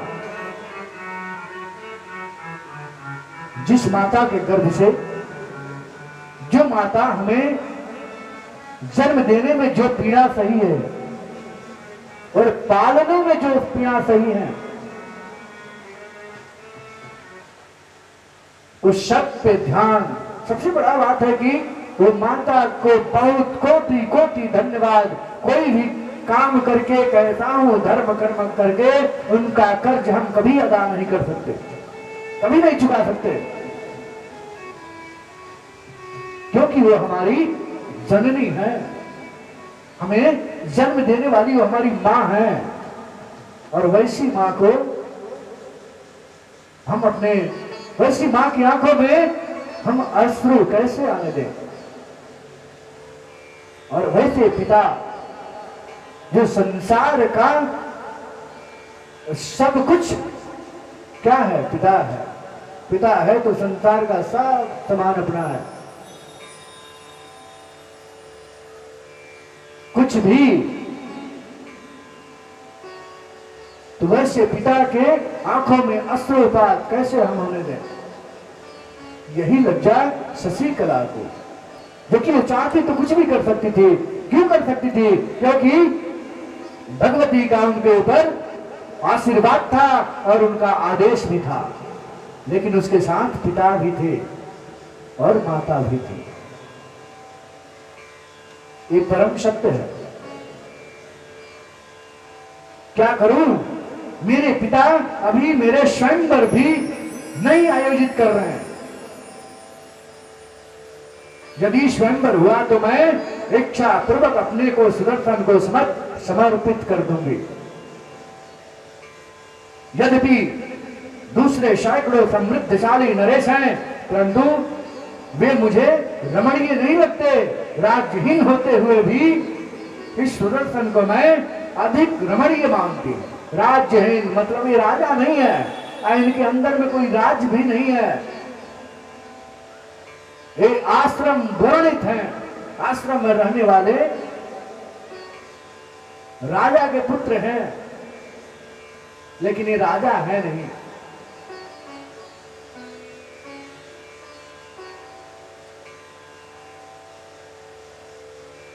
व्यास जी बोले। किससे? ये कथा व्यास जी कह रहे हैं। किससे कह रहे? जन्मेजय।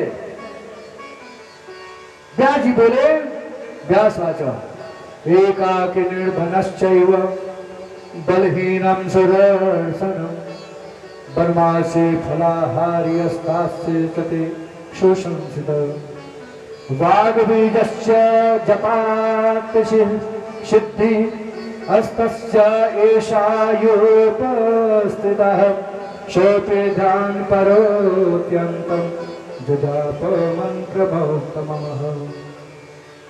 व्यास जी कहते हैं, अकेला निर्धन बलहीन वनवासी तथा फल का आहार करने वाला होते हुए भी सुदर्शन उस शशि कला के हृदय में पूर्ण रूप से बस गया, पूर्ण रूप से बस गया था। भगवती के वाग्बीज मंत्र के जब से सुदर्शन को यह सिद्धि प्राप्त हो गई थी, वह पूर्ण रूप से ध्यान मग्न होकर उस सर्वोत्तम मंत्र का निरंतर जप करता रहता था। निरंतर जप करते रहता रहा।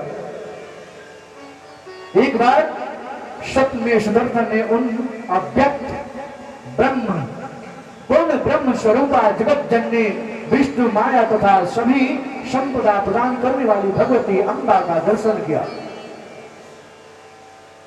सुदर्शन ने उसी समय ऋग्वेदपुर के अधिपति निषाद ने सुदर्शन के पास आकर उसे सब प्रकार की सामग्रियों से परिपूर्ण उत्तम रथ प्रदान किया, जो कभी युद्धाजित का अगुवान हुआ करता था।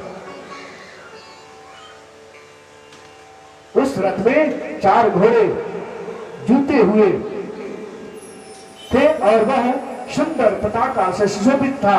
निषाद राज ने राजकुमार सुदर्शन को विजयशाली समझकर उसे भेंट स्वरूप वह रथ दिया और निषाद राज भी समझ गया कि युद्धाजीत अभी सुदर्शन के सामने कुछ भी नहीं है। तब उसका अगुवाई छोड़ो, अब इनसे मित्रता करो, क्योंकि सुदर्शन उस निषाद को नहीं जानता।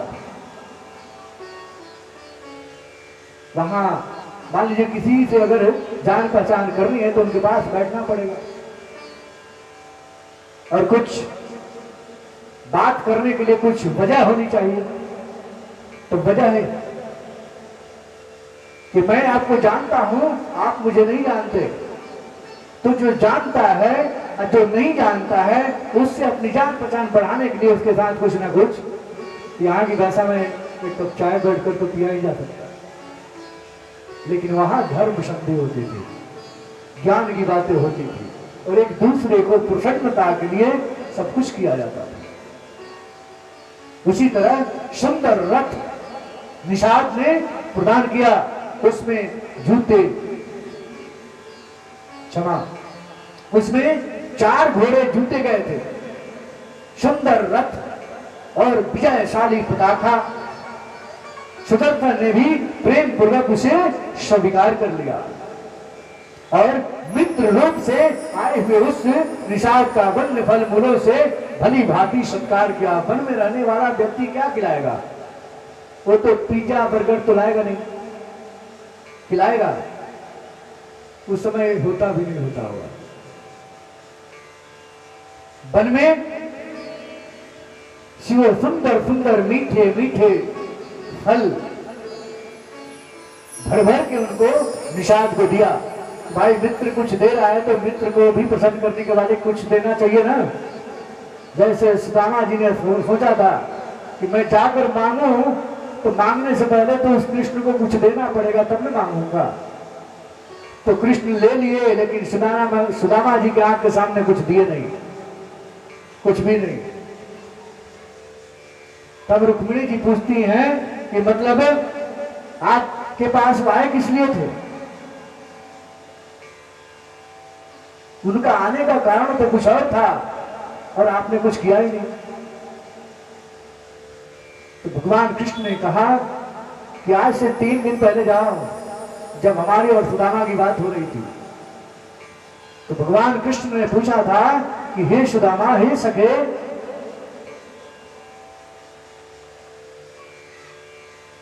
घर पे सब कुशल मंगल तो है। तो सुदामा जी ने कहा था कि तुम्हारी कृपा से सब कुशल मंगल है। तो भगवान कृष्ण ने कहा था कि आज से सब कुशल मंगल ही होगा। लेकिन ये बात सुदामा जी को उस टाइम समझ में नहीं आई।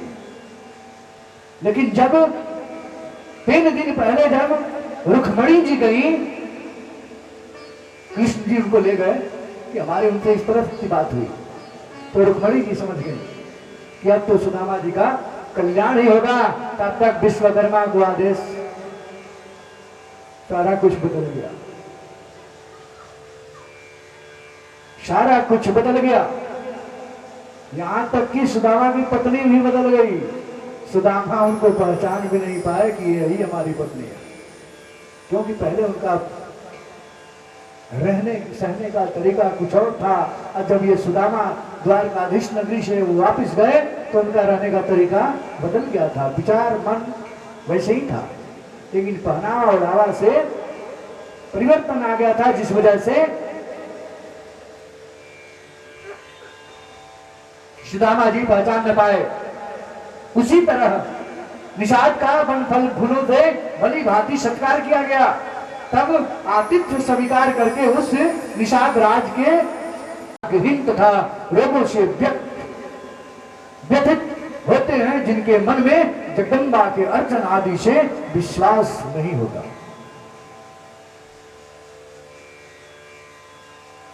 हम लोग क्या मानते हैं? बोला हुआ नहीं, एक कहावत है कि लिखतम के आगे बखतम कुछ नहीं। तो हमारा शास्त्र ऋषि महर्षि द्वारा, वेद व्यास द्वारा रचित श्रीमद् देवी भागवत का शब्द है कि जो कल्याणकारिणी भगवती के प्रसन्न होने पर न मिल सके, वे महान मूर्ख भाग्यहीन तथा रोगों से व्यथित होते हैं, जिनके मन में जगदम्बा के अर्चन आदि में विश्वास नहीं होता। हे कुरुनंदन, जो भगवती युग के आदि में सब देवताओं की माता कही गई थी, इसी कारण आदि माता इस नाम से विख्यात है। वे ही बुद्धि कृति धृति। हम लोग षोडश मातृका सद्धित्र मातृका की पूजा करते हैं, उसी में ये सब नाम आता है। वे ही है कृति धृति लक्ष्मी शक्ति सुधामती और स्मृति आदि रूपों से समस्त प्राणियों में प्रत्यक्ष दिखाई देती हैं। जो लोग माया से मोहित है वे उन्हें नहीं जान पाते। कुतर्क करने वाले मनुष्य और भुवनेश्वरी भगवती शिवा का भजन नहीं करते, क्योंकि उनके जीवन में क्या है? ब्रह्मा विष्णु शिव इंद्र वरुण यम वायु अग्नि कुबेर त्वष्टा पूषा दोनों अश्वनी कुमार भक्त आदित्य वसु रुद्र विश्वदेव एवं मरुदगण, ये सभी देवता सृष्टि पालन तथा संहार करने वाली उस भगवती का ध्यान करते हैं। कौन ऐसा विद्वान है जो उन परमात्मिका शक्ति की आराधना न करता हो? उनके बिना सब अधूरा है। सबसे बड़ी बात आप इतना ही जान लो ना कि आपके घर में जो आपकी माँ है, जो आपकी जननी है, जिन्होंने आपको जन्म दिया, उससे बड़ा कोई है क्या? उससे बड़ा कोई नहीं है। उसी तरह वो जो आदि शक्ति परम रूपा भगवती दुर्गा है, उससे बड़ा कोई नहीं। सुदर्शन सभी कामनाओं को पूर्ण करने वाला उन्हीं कल्याणकारिणी भगवती को जान लिया था। हे विद्या तथा अविद्या रूपा स्वरूपा भगवती ही ब्रह्म है और अत्यंत दुष्प्राप्य है। वे पराशक्ति योग द्वारा ही अनुभवमय है और मोक्ष चाहने वाले लोगों को विशेष प्रिय। परमात्मा स्वरूपं को वेतो मर्हते तां या सृष्टि विद्धां कृत्वा दास्यत्याखलयात्मनि सुदर्शनस्ते तां देवी मनसा परिचिन्तयन् राज्यलाभात् परं प्राप्य सुखं वैकानने स्थितः। और भगवती के बिना परमात्मा का स्वरूप जानने में कौन सामर्थ्य है जो तीन प्रकार की सृष्टि करके सर्वात्मा भगवती भगवान को दिखलाती है। उन्हीं भगवती का मन से सम्यक चिंतन करता हुआ राजकुमार सुदर्शन राज्य प्राप्ति से भी अधिक सुख का अनुभव करके वन में रहता है। जो सुख उस राज सिंहासन पे बैठकर नहीं प्राप्त होने वाला था, वह वो वन में ही उसका अनुभव उससे ज्यादा अनुभव करता था। तो क्या जरूरी है उस राज सिंहासन पे बैठकर? राजा को कितना चिंता होता है ये सभी लोग जानते हैं। उसके बाद भी कहते हैं भाई वो राजा है ना? एक राज्य घराने में एक दासी थी। एक राज घराने में एक दासी थी और राजा का जो शयन कक्ष था उसमें वो झाड़ू पोछा लगाती थी, मतलब सफाई करने वाली दासी थी। तो रोज जाती सफाई करने और चेष्टा करती कि राजा के बिस्तर पे पर बैठकर देखूं कि कैसा आनंद की अनुभूति होता है। राजा इस पे सोते होंगे तो उनको बड़ा आनंद आता है।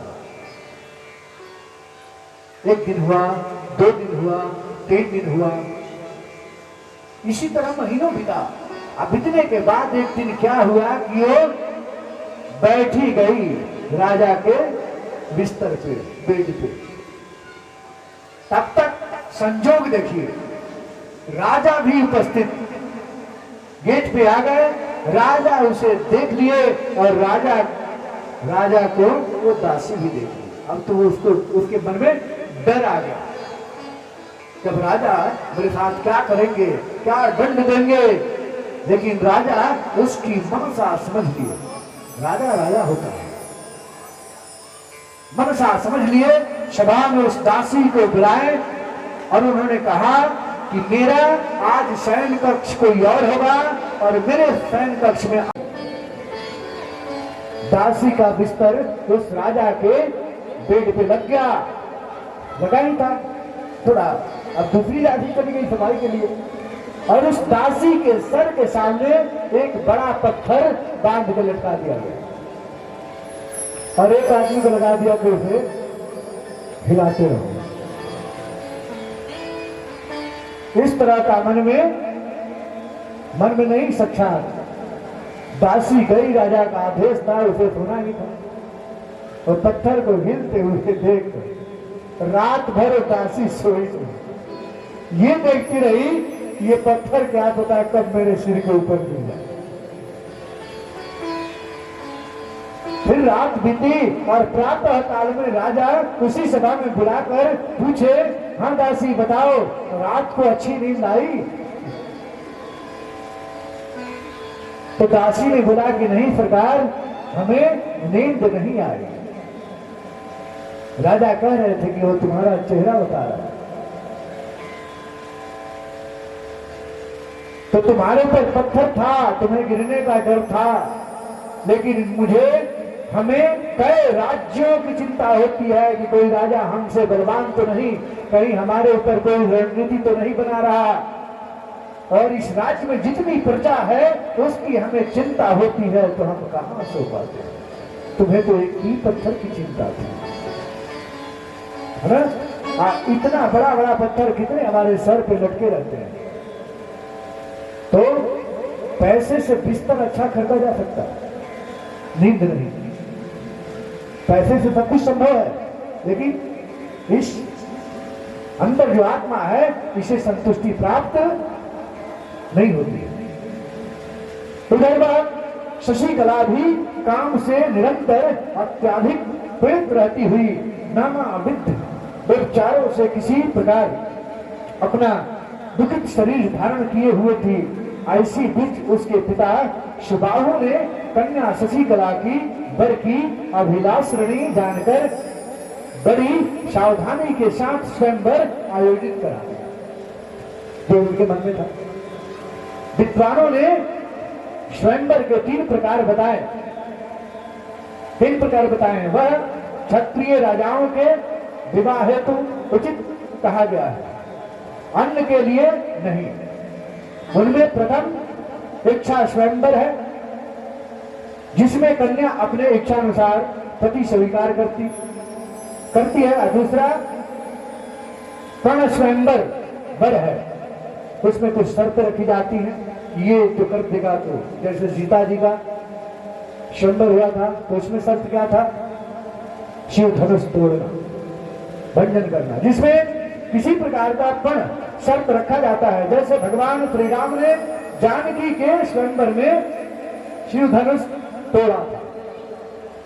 तीसरा स्वयंवर शैल शुल्क है, जो शूरवीरों के लिए कहा गया है। निश्रेष्ठ सुबाहु ने उनमें से इच्छा स्वयंवर का आयोजन किया, क्योंकि वो भी राजा थे, अपनी पुत्री की भावना को समझते थे। शिल्पियों द्वारा बहुत से मंच बनवाए गए और उन पर सुंदर आसन बिछाए गए। तत्पश्चात राजाओं के बैठने योग्य विविध आकार प्रकार के सभा मंडप बनवाए गए। इस प्रकार विवाह के लिए संपूर्ण सामग्री जुट गई। जुट जाने पर सुंदर नेत्र वाली शशिकला दुखित होकर अपने सखी से कहा, एकांत में जाकर तुम मेरी माता से मेरा यह वचन कह दो कि मैंने अपने मन में धर्म संधि के सुंदर पुत्र का पति रूप में वर्ण कर लिया है। अपनी सखी से बता दो। उन सुदर्शन के अतिरिक्त मैं किसी दूसरे को पति नहीं बनाऊंगी, क्योंकि स्वयं भगवती ने राजकुमार सुदर्शन को मेरा पति निश्चित कर दिया। व्यास जी बोले।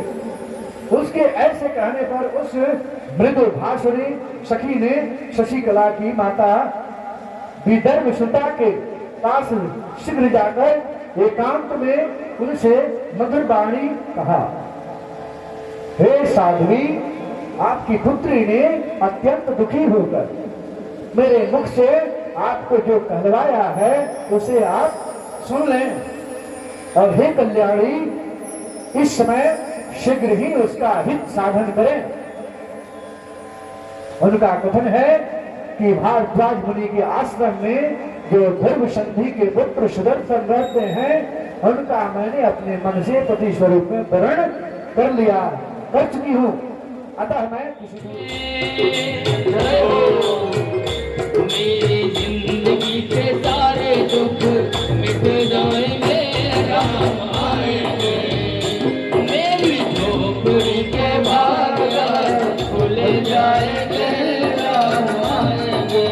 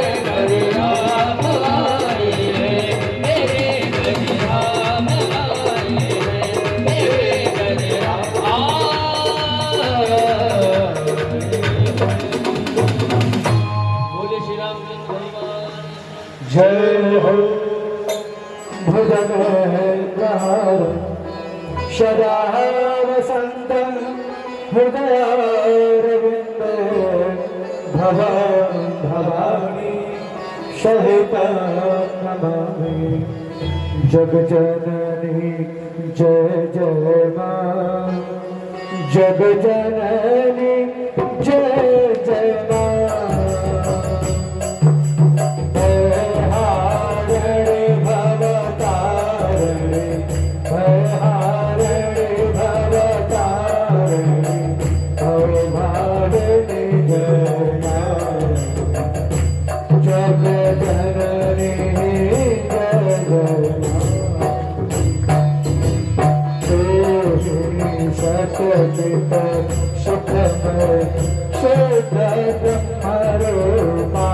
मैया से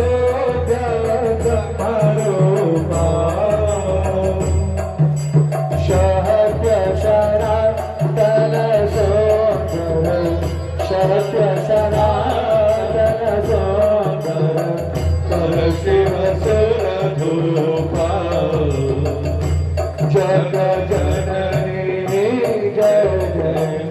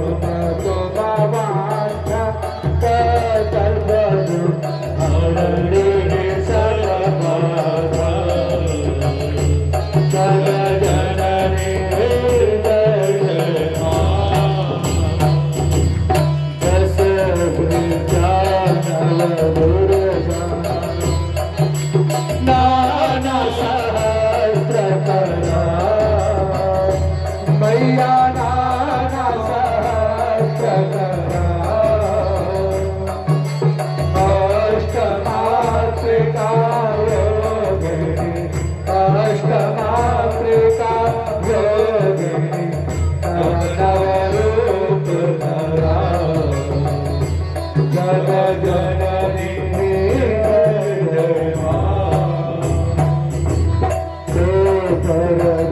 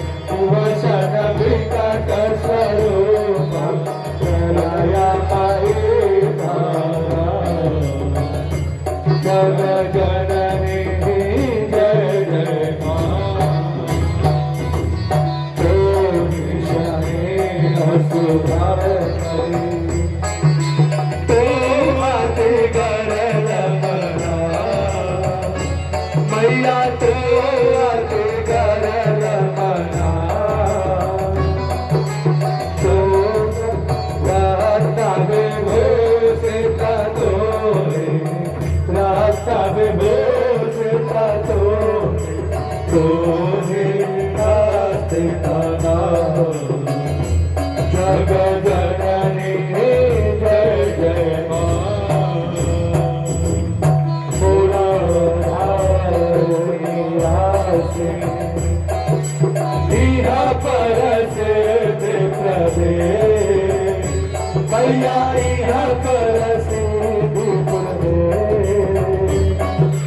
कला टीका काली कला टीका काली कमला तो दे जग जननी जय जय मां शक्ति शक्ति धर तुगे नित्या वेद मरे मैया नित्या वेद मरे वेद तरस निवाणी वेद तरस निवाणी विमला वेद करी जग जननी जय जय मां अपयति देवी मां विपत दान मैया विपत दान है कपूत नच कपटी है कपूत नच कपटी विपत पर बालक तेरे जग जननी जय जय मां नीर स्वभाव सत करी दया दृष्टि है मैया दया दृष्टि है करुणा कर करुणा